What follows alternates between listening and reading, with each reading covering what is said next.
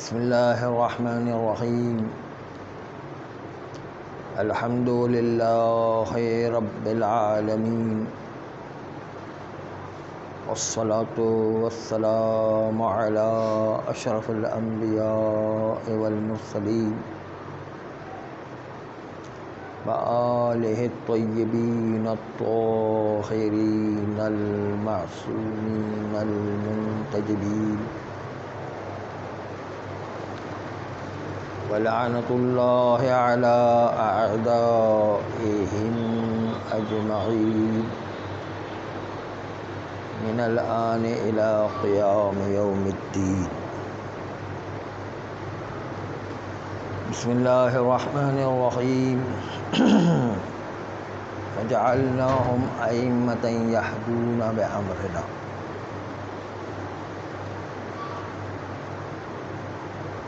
قال امام تقی علیہ السلام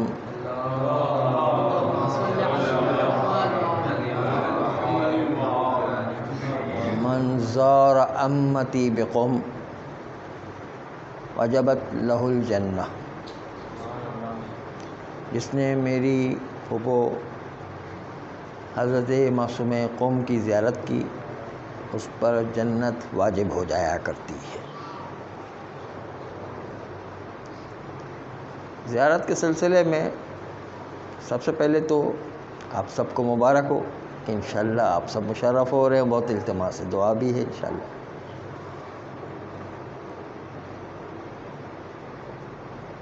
ایک روایت جو ہے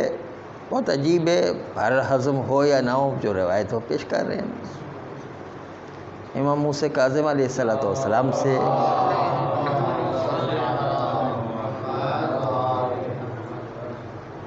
کہ امام نے فرمایا کہ جو میرے بیٹے علی کی زیارت کرے مشہد میں، اس کو 70 مقبول حج کا ثواب دیا جائے گا۔ 70 مقبول حج وہ بھی مقبول حج کا ثواب دیا جائے گا۔ اس نقطے پر غور کیجئے گا، جو نقطہ ہم آپ کے سامنے عرض کر رہے ہیں، تو راوی نے تعجب کہ 70 مقبول حج کا ثواب امام رضا علیہ السلام کی زیارت پر، تو امام علیہ السلام نے کہا 700 مقبول حج۔ کہا 700 مقبول حج؟ کہا 7000 مقبول حج، 70,000 مقبول حج، 7 لاکھ مقبول حج۔ یہ دیکھیں کتنی بڑی بات، 7 لاکھ مقبول حج کا ثواب اس زائر پر کہ جو امام رضا علیہ السلام کی زیارت کرے۔ 7 لاکھ مقبول حج، حج بھی خالی حج نہیں، مقبول حج جو اللہ کی بارگاہ میں قبول ہو گیا ہو۔ تو اصل نقطہ جو ہم پیش کرنا ہے وہ یہ ہے کہ یہ امام رضا علیہ السلام کی زیارت کا ثواب، ہمارے ذہن میں اگر جو ہے سوال آتا ہے کہ سب سے زیادہ ائمہ میں سے کس قبر کی زیارت کی جائے تو سب سے زیادہ ثواب ہے، تو ہمارے ذہن میں آتا ہے امام حسین علیہ السلام۔ لیکن جب آغاخوئی سے سوال کیا گیا، آغاخوئی نے جو ہے اس کا جواب دیا کہ نہیں، سب سے زیادہ ثواب جو ہے امام رضا علیہ السلام کی زیارت کا ہے۔ اس کی وجہ ایک خاص وجہ ہے، اس کی خاص وجہ یہ ہے، اس وجہ کو آپ غور کیجئے گا کہ امام حسین علیہ السلام کی زیارت کے لیے وہ آدمی بھی جاتا ہے جو بہری ہوا کرتا ہے، اسماعیلی ہوا کرتا ہے، دوسرے اور فرقے کے لوگ بھی جاتے ہیں امام حسین علیہ السلام کی زیارت کی۔ لیکن امام رضا علیہ السلام کی زیارت وہ جو پکا 12 امامی شیعہ کو صرف وہی جائے گا۔ اس نے کہا یہ اگر ہے تو پکا 12 امامی شیعہ ہے، اور اس کو یہ ہے اس لیے سب سے زیادہ ثواب دیا جاتا ہے کہ سب سے زیادہ مقبول یہی ہے۔ یعنی امام رضا علیہ السلام کی زیارت یہ علامت ہے کہ پورا 12 امامی شیعہ جو ہے وہ زیارت کرنے کے لیے آیا ہے، کوئی بوہری نہیں آئے گا، کوئی اسماعیلی نہیں آئے گا، کوئی دوسرے فرقے کے لوگ نہیں آئیں گے، صرف یہ اثنا عشری آتے ہیں وہاں پر۔ ایک تو وجہ ہے، دوسری خود امام موسیٰ کاظم علیہ السلام نے بھی بتائی کہ جو بھی ائمہ کی زیارت کرتا ہے اس پر امام کا اپنے ظاہر پر بڑا لطف و کرم ہوتا ہے، روز قیامت بھی بڑا لطف و کرم ہوگا، لیکن ان زیارت کرنے والوں میں سب سے بڑا مقام ان ظاہروں کا ہوگا جو امام رضا علیہ السلام کی زیارت کریں، اور وہ ہمارے ائمہ کے گروہ میں وہ آدمی بیٹھے گا۔ ظاہر کا وہ درجہ ہے کہ جو ہمارے درجے میں بیٹھے گئے، اور ہمارے ساتھ جو بیٹھے گا اس میں بھی سب سے بڑا درجہ وہ ظاہر ہوگا جو امام رضا علیہ السلام کی زیارت کرے۔ ویسے تو آپ کو پتہ ہے کہ ائمہ نے بڑی تاکید کی کہ قبر کے اندر اپنے اعمال سے تیاری کر کے آؤ، کیونکہ قبر میں ہم آپ کی مدد کے لیے نہیں آئیں گے، لیکن امام رضا علیہ السلام نے فرمایا کہ میں قبر میں بھی آؤں گا، فشار قبر سے بچانے کے لیے بھی، سوال منکر و نکیر کے وقت بھی آؤں گا، اور عند تطیر الکتب جب نامہ اعمال آپ کو دیا جا رہا ہو اس وقت بھی مدد کے لیے آؤں گا۔ تو یہ امام رضا علیہ السلام کی خاص خصوصیت ہے کہ ان کے ظاہر کو قبر میں بھی مدد ملے گی، سوال منکر و نکیر جس کے بعد جو ساری قبر کا احوال بعد کا جو سارا پیریڈ ہے سوال منکر و نکیر پر ڈیپینڈ کرتا ہے، کیونکہ اگر اچھا سوال و جواب کیا تو وہاں پر قبر جو ہے وہ نورانی ہو جائے گی، اگر برا سوال و جواب ہو تو دوزخ بن جائے گی قبر، اس لیے انہی کے سوال پر ڈیپینڈ کرتا ہے اس وقت بھی جو امام علیہ السلام مدد کے لیے آئے۔ تو امام رضا علیہ السلام کی خصوصیت ہے خاص طور پر، اس لیے آپ سب جا رہے، سب سے التماس سے دعا ہے۔ اب آئیے امام رضا علیہ السلام کی زیارت میں سب سے پہلے تو اس بات کو مد نظر رکھنا ہے کہ آپ کی روح میں تبدیلی پیدا ہونا چاہیے، دوسرے الفاظ میں آپ ساری برائیوں کو وہاں دفن کر کے آئے، تب سمجھ لیں کہ آپ کی زیارت کی جو قبول ہو گئی۔ برائیوں کو دفن کر کے آنا ہے وہاں پر، گناہوں کو چھوڑ کے آنا ہے وہاں پر۔ اسی لیے آپ دیکھتے ہیں بہت سے ظاہر یہاں سے جاتے ہیں بغیر داڑھی کے اور بغیر نماز کے، لیکن وہاں جا کر نمازی بھی بن جاتے ہیں، داڑھی بھی رکھ لیتے ہیں اور زندگی بھر اس کو اپناتے بھی ہیں۔ یہ فائدہ کم سے کم ہونا چاہیے کہ انسان میں تبدیلی واقع ہو، اور گناہوں کو چھوڑ کے آنا ہے تو سمجھ لیں کہ تبدیلی واقع ہوئی تو آپ کی زیارت خود بخود امام رضا علیہ السلام نے قبول کر لی ہے۔ ایک ہوتا ہے کہ ہم جو امام کی زیارت کرنا تھے، دوسرے کہ امام جو ہماری زیارت کرنے گے، امام اسی وقت اس ظاہر کی زیارت کے لیے آئیں گے جب اس کے اندر یہ تبدیلی ہوگی کہ تمام گناہوں کو وہاں چھوڑ کر آئے گا، خود امام علیہ السلام آپ کی زیارت کے لیے آ جائیں گے۔ یہ جو ہے عظمت ہے اس ظاہر کی جو تبدیلی پیدا کرتا ہے۔ اس کے علاوہ آپ دیکھیں گے کہ زیارت کرتے وقت انسان زائر کے 3 رکن ہیں، ایک زائر، دوسرا مزور جس امام کی زیارت کی جا رہی ہے، مزور جس کی زیارت کی جا رہی ہے، اور تیسرا زیارت میں آپ کے دل میں کتنی محبت و معرفت و تقوی و عرفان پایا جاتا ہے، اتنا ہی زیادہ زیارت کا فائدہ پہنچے گا۔ ظاہر و مزور کے درمیان رشتہ کتنا مضبوط ہے، جتنی معرفت زیادہ ہے اتنا فائدہ ہوگا۔ یہ تیسرا رکن ہے جس کے اندر سب سے اہم رکن ہے عارفاً بحقہ، کہ امام کی معرفت رکھتے ہوئے ان کے حق کو جانتے ہوئے ان کی زیارت کرو، ورنہ تو جو ہے ہمارے ساتھ کا سارا لشکر جو ہے کربلا میں دفن ہے، لیکن وہ معرفت نہیں رکھتے، اس لیے اس کا کوئی ثواب نہیں ہے۔ عارفاً بحقہ، یہ سب سے اہم بات ہے کہ امام کی معرفت رکھتے ہوئے، امام کا حق جانتے ہوئے زیارت کرے تو اس کا فائدہ ہوا کرتا ہے۔ وہ زیارت، معرفت کا کیا مطلب ہے؟ معرفت کا مطلب صرف یہ کہ اس کو حجت خدا ماننا ہے اور اس کی اطاعت کرنا ہم پر واجب ہے، ماننا ہے، خدا کے نمائندے یہ ماننا ہے، یہ کہلاتا ہے عارفاً بحقہ، جو حجت خدا ہے، اس کی ہر بات ہم پر اطاعت کرنا واجب ہے۔ یہ اگر جانتا ہے تو سمجھ لیں کہ یہ عارفاً بحق ہی ہے، اس کو حجت خدا چنانچہ حجت خدا سمجھنے کے نتیجے میں انسان اپنی زیارت پھر کتنی معرفت کے ساتھ کرتا ہے، کتنی محبت کے ساتھ کرتا ہے، صاحب قدر سے کتنا عرفان رکھتا ہے، کتنا اس کے بات پر چلنے کا عادی ہے،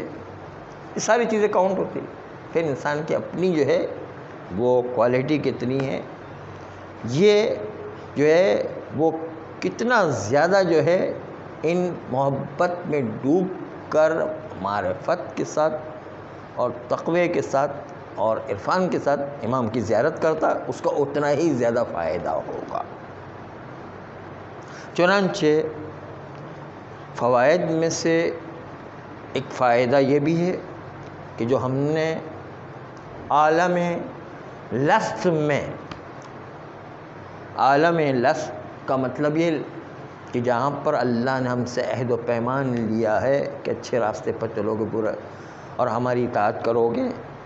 اس عالم میں لست میں، اس میں یہ کہ ہم اپنے عہد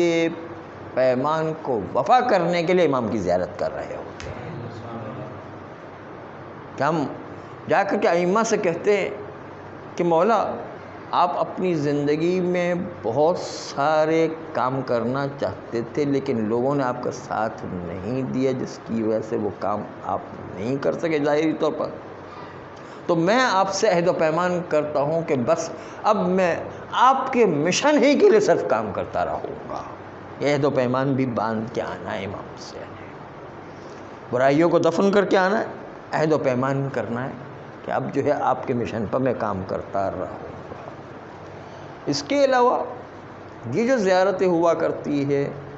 محبت کی وجہ سے، آپ نے دیکھا جس سے جتنی محبت ہوگی انسان اس کی نقل اتارنے کی کوشش کرتا ہے۔ بچوں کو دیکھا ہوگا کہ جو ہے کچھ چیزیں ٹیلی ویژن میں اچھی لگتی تو بچے بھی اسی کی ایکٹنگ کرنے لگتے ہیں، کچھ لوگوں کو جو ہے کچھ ہیروئن اچھی لگتی تو اس ہیروئن کی طرح اپنی فیشن کرنے لگتی ہیں، کچھ لوگوں کو کچھ ہیرو اچھے لگتے تو اس کے بعد اسی طریقے کے بال بنانا شروع کر دیتے ہیں، کچھ لوگوں کو جو ہے ان کسی کی اور جو ہے اچھی چیز ادائیں پسند آتی تو اس اداؤں کو اختیار کر لیا گیا۔ تو ہمیں تو ائمہ کی ادائیں پسند ہوا کرتی ہیں، ہم اپنے آپ کو اسی رنگ میں رنگ گے، تو ہم محبت کا اظہار کر کے ان کی اداؤں میں اپنے آپ کو رنگنا چاہتے ہیں۔ اس کے علاوہ جب اجتماعات بہت زیادہ ہوا کرتے ہیں، ائمہ کی قبروں پر آپ جائیں گے بہت اجتماع ہوتا ہے، تو اس اجتماعات کا دشمن پر بڑا رعب بھی پڑتا ہے، ہیبت پڑتی ہے، اور ہیبت کے نتیجے میں ان کے اوپر مایوسی طاری ہو رہی ہوتی ہے، اور مومنین کے اندر آپس میں محبت اور اتحاد کی کیفیت پیدا ہو کے ایک ہمت پیدا ہو جایا کرتی ہے۔ چنانچہ جتنا جتنا وہاں پر وہ اجتماع زیادہ ہوتا ہوگا اتنا ہی اجتماع کے نتیجے میں دشمن پر ہیبت اور رعب اور ان کو مایوسی طاری ہوتی رہتی ہے۔ تو یہ اجتماع جتنا زیادہ ہو، جتنا جو ہے حرم میں رہیں اتنا زیادہ بہتر ہوگا، انشاءاللہ زیادہ سے زیادہ استفادہ کرنے کی کوشش کریں۔ آئیے یہ تو چھوٹی موٹی چیزیں جو فہرست وار آپ آئیے اب جو ہے ایک اور روایت آپ پتہ ہے اللہ رسول کے بعد سب سے قیمتی چیز اہل بیت علیہ السلام سے محبت و لگاؤ اور ان کی ولایت کو ماننا اور ان کی اطاعت کرنا، سب سے قیمتی چیز یہ ہے۔ چنانچہ روایت تو ہم پیش کرتے رہتے ہیں، وہ روایت جو ہے دوبارہ بھی پیش کر دیتے ہیں، وہ روایت بھی ہے لیکن بہت بڑا واقعہ اس کے پیچھے چھپا ہے، بیان کر سکیں گے کہ نہیں دیکھتے ہیں۔ ایک دن علامہ ہلڈی ایک روایت پڑھ رہے تھے بہار الانوار کی جلد 10، اس میں لکھا تھا کہ جو بھی مولا حسین کی زیارت کرے تو اس کو جو ہے رسول اللہ کے حج مقبول کا ثواب دیا جاتا ہے۔ راوی نے جو ام سلمہ کی یا جناب عائشہ کی جو بھی تھی بہرحال، انہوں نے کہا یا رسول اللہ، آپ رسول اکرم ان کے حج و عمرے کا ثواب زائر حسین کو دیا جاتا ہے، یہ تو ہماری سمجھ میں بات نہیں آ رہی ہے، اس لیے کہ ہم ساری زندگی سجدے میں پڑے رہے، عبادت میں پڑے رہے، پھر رسول اللہ کے ساتھ کے برابر بھی ثواب حاصل نہیں کر سکتے۔ رسول اللہ کی عظمت ایسی ہے تو ظاہر حسین کا اتنا ثواب البتہ ہے کہ امام رضا علیہ السلام کو اس سے بھی زیادہ ثواب، تب 7 لاکھ جو ہے مقبول حج کا ثواب۔ کہا یا رسول اللہ، ظاہر حسین کا اتنا ثواب کہ جو ہے آپ کے ایک حج اور آپ کا ایک عمرہ اس کے برابر ثواب، ہم تو آپ کے جو ہے ایک سانس کے برابر بھی ثواب حاصل نہیں کر سکتے زندگی بھر میں۔ یہ ام سلمہ نے پوچھا، جو ہم نے روایت پڑھی، جو دیکھی ہم نے، تو پیغمبر نے ارشاد فرمایا، اے ام سلمہ، تم ایک حج و عمرے کی بات کرو، میں تو اللہ سے دعا کرتا ہوں کہ ظاہر حسین کے نام پر میرا ایک حج و عمرہ تو چھوڑو، میرے 2 حج اور 2 عمرے کا ثواب ظاہر حسین کے نام پر۔ پھر جو ہے تعجب کیا، پیغمبر نے فرمایا میرے 3 حج اور 3 عمرہ، یہاں تک کہ اب راوی نے سوال کرنا گھبرا کر بند کر دیا کہ پیغمبر یہ 90 حج تک پہنچ، کہا میرے 90 حج اور 90 عمرہ کا ثواب ظاہر حسین کے نام پر لکھ دیا جائے، میں تو اللہ سے دعا کرتا ہوں۔ راوی گھبرا کے سوال نہیں کرتا تھا، اور اگر سوال کیا جائے تو شاید رسول اللہ پھر دوبارہ اس سے بھی بڑھا دیں۔ علامہ حلی نے جب یہ روایت پڑھی تو بڑے حیران تھے کہ ہم زندگی بھر عبادت و سجدے میں پڑے رہیں، پھر رسول اللہ کی ایک سانس کے برابر بھی ثواب حاصل نہیں کر سکتے، یہ کیسے ممکن ہے کہ رسول اللہ کے 90 حج اور 90 عمرہ کا ثواب حاصل کریں؟ علامہ حلی نے کہا یہ روایت جب میں مرجع وقت ہو کے مجھے سمجھ میں نہیں آ رہی ہے تو باقی اور عوام کو کیا سمجھ میں آئے گی؟ اس نے کہا یہ تو اس کا جواب صرف زمانے کے امام زمانہ علیہ السلام کو۔ اور یہ سوچ کر کہ اب زمانے کے امام کے ملنے کے بغیر اس سوال کا جواب نہیں آ سکتا ہے، چنانچہ 40 شب جمعہ مسجد سہلا کی نظر کر لی، اور 40 شب جمعہ میں امام علیہ السلام کی ضرور ملاقات ہوا کرتی، جو مسجد سہلا میں رات کو جاگ کر عبادت کرتا اس کی امام سے ملاقات ہوا کرتی۔ چنانچہ علامہ حلی نے 40 شب جمعہ جانا شروع کر دیا مسجد سہلا میں۔ 39 شب جمعہ ہو گئی، 40ویں شب جمعہ کو نکلے علامہ حلی، تو اب جو ہے راستے میں ایک بدو عرب ملے اور کہا علامہ کہاں جا رہے ہو؟ کہا کہ میں تو جو ہے مسجد سہلا کی زیارت کے لیے جا رہا ہوں تاکہ امام زمانہ علیہ السلام سے ملاقات ہو، اور جو ہے ان سے ایک سوال کرنا دریافت کرنا ہے، اس لیے جو ہے امام سے ملاقات کے لیے 40 شب جمعہ میں نے مانی ہوئی ہے۔ تو آنے والے بدو عرب نے کہا کہ امام سے ملاقات کرنا تو ٹھیک، لیکن یہ بتاؤ کہ آپ کا سوال کیا ہے؟ کوئی مرجع سے کہے کہ آپ بتاؤ کہ آپ کا سوال کیا ہے، تو آپ سوچے کہ کون ہو گئے آدمی جو کھلی ہو، لیکن اس وقت توجہ نہیں رہتی آدمی کی یہاں۔ تو انہوں نے کہا کہ بھائی میرا سوال یہ کہ جب جو ہے ظاہر حسین کا اتنا ثواب ہے کہ ایک ہم رسول اللہ کی سانس کے برابر ثواب نہیں حاصل کر سکتے، جو رسول اللہ کے 90 حج 90 عمرہ کا ثواب ظاہر حسین کے نام پر، یہ میری سمجھ میں نہیں۔ تو اس کو آنے والے بدو عرب نے کہا کہ اگر ہم آپ کو ایک واقعہ جانا اس میں غور کریں کہ ایک بادشاہ جو شکار کے لیے جانا چاہتا ہے اور وہ اپنے شکار پر جاتا ہے اپنے لاؤ لشکر کے ساتھ، وزیر دیے، ندیم دیے، مختلف فوج کے سربراہ دیے، مختلف فوج کے ارکان دیے، سب کچھ موجود ہے، ان کے ساتھ دیا جاتا ہے۔ بادشاہ جب شکار کے لیے جاتا ہے اکیلا تھوڑی جاتا، اپنے لاؤ لشکر کے ساتھ جاتا ہے۔ اس نے جنگل میں پہنچنے کے بعد اپنا گھوڑا جو ہے ہرن کے پیچھے لگا دیا۔ وہ ہرن جو ہے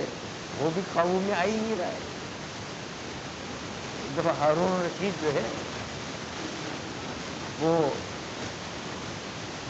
مرتبہ شکار کے لیے گیا اور اپنے تیر مارا، ہرن جو ہے اس کو لگ ہی نہیں رہا ہے۔ تو بہلول نے کہا سبحان اللہ، کیا کہتا ہے، تم میرا مذاق اڑا رہے؟ کا مذاق نہیں اڑا، ہرن کو ڈانٹ دے رہا ہوں تو کتنی خاموشی سے نکل گیا وہ۔ کبھی ایسا ہوتا ہے، ہرن قابو میں نہیں آتا ہے، وہ ہرن قابو میں نہیں آتا، ایک گھنٹہ ہو گیا وہ بادشاہ کے قابو میں نہیں آتا۔ مطلب جو ہے بادشاہ شکار کرتے اتنا آسان کام نہیں ہوتا، بڑی تھکن لگتی ہے، بڑی محنت کا کام ہوتا ہے۔ تھکن کے مارے اس کی بری حالت، پیچھے جو مڑ کر کے دیکھا تو سارا لاؤ لشکر بچھڑ گیا، اکیلا بادشاہ جنگل میں کھڑا ہوا۔ وہاں پر تو وحشی جنگلی لوگ بھی ہوتے جو لے جا کر ذبح کر کے کاٹ کے کھا جایا کرتے۔ بادشاہ جو ہے تگڑا مرغا مل گیا ان کو جو ہے ان کو جا کر کے ذبح کر کے کھا جایا کرتے۔ تو وہ بھی خطرہ ہے، جانوروں کو بھی خطرہ ہے، سانپ بچھو اور شیر کا بھی خطرہ ہے، وہاں پر ہر طرح کا خطرہ موجود ہے۔ اب لاؤ لشکر تو ہے نہیں کہ وہ مقابلہ کرے گا، خود اکیلا رہ گیا جنگل میں، اور ساتھ ساتھ پیاس ایسی لگی کہ جان نکلنے والی ہے، بھوک بھی ایسی لگی کہ جان نکلنے والی ہے۔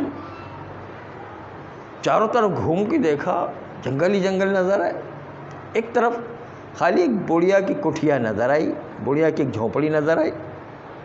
ڈرتے ڈرتے وہاں پر پہنچا اور جھانک کے دیکھا کہ کہیں جنگلی لوگ تو نہیں اندر۔ دیکھا کہ ایک بڑھیا تھی،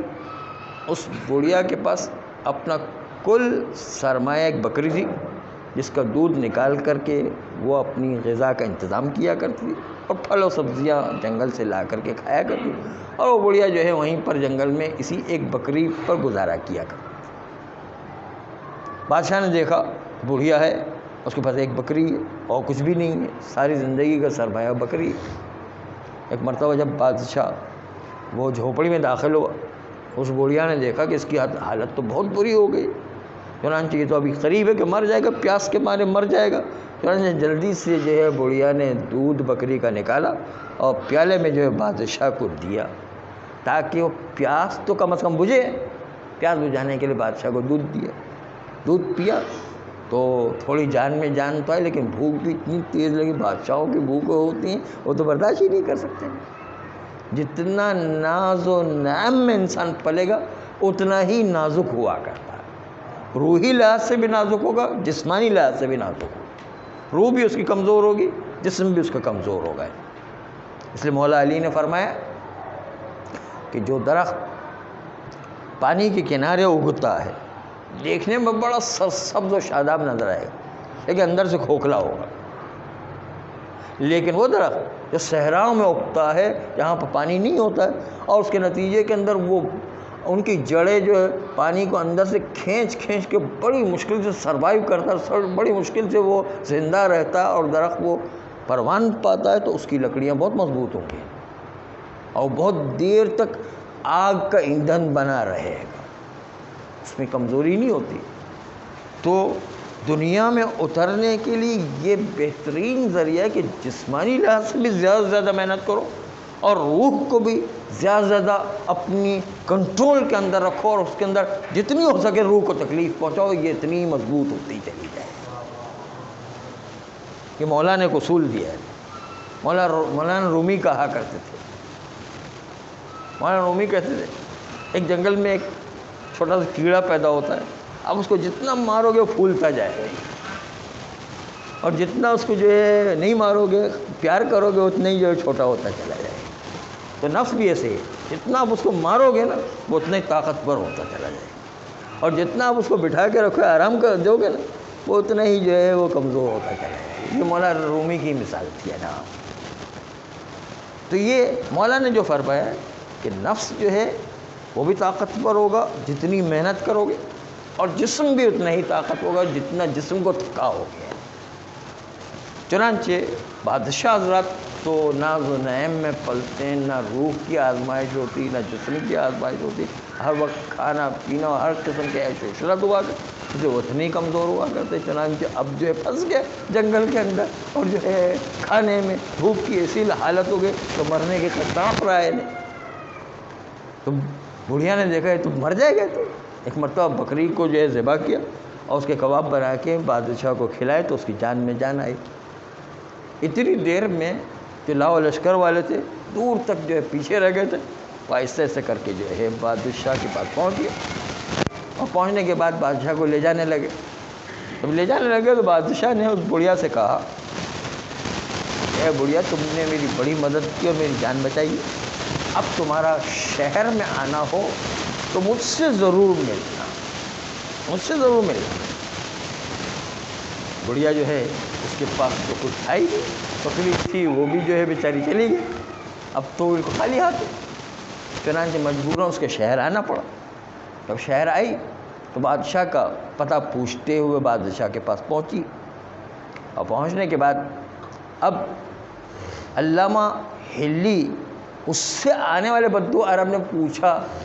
کہ علامہ ذرا یہ بتاؤ کہ بادشاہ اس بڑھیا کی ایک بکری کے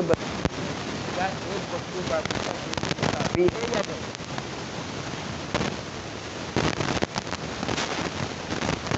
نے کہا نہیں، ایک بکری کے مقابلے ایک بکری کافی ہے۔ تو بدو عرب نے کہا ایک بکری کے مقابلے دو بکری کافی ہے، ایک بکری کے مقابلے دو بکری بھی کافی ہے۔ کہا ایک بکری کے مقابلے 5 بکری دے دیں تو کافی ہے کہ نہیں؟ کہا ایک بکری کو 5 بکری بھی کافی ہے۔ کہا ایک بکری کو 10 بکریاں دے دیں تو کافی ہے کہ نہیں؟ کہا ایک بکری کو 10 بکری بھی کافی ہے۔ کہا ایک بکری کے مقابلے 100 بکریاں دے دیں تو کافی ہے کہ نہیں؟ کہا نہیں، ایک بکری کے مقابلے 100 بکریاں بھی کافی ہے۔ کہا علامہ یہ ایک دن میں اتنا انقلاب کیسے آ گیا؟ ایک بکری کے بدلے 100 بکریاں دے دیں پھر کافی نہیں ہو رہی ہے، آخر وجہ کیا؟ اتنی کیا مہنگائی ہو گئی کیا؟ ایک دن میں اتنی تبدیلی کیسے ہو گئی؟ ایک بکری کے مطلب 100 بکریاں بادشاہ دے رہا ہے تو پھر بھی کافی نہیں، آخر وجہ کیا؟ کیوں جو ہے کافی نہیں؟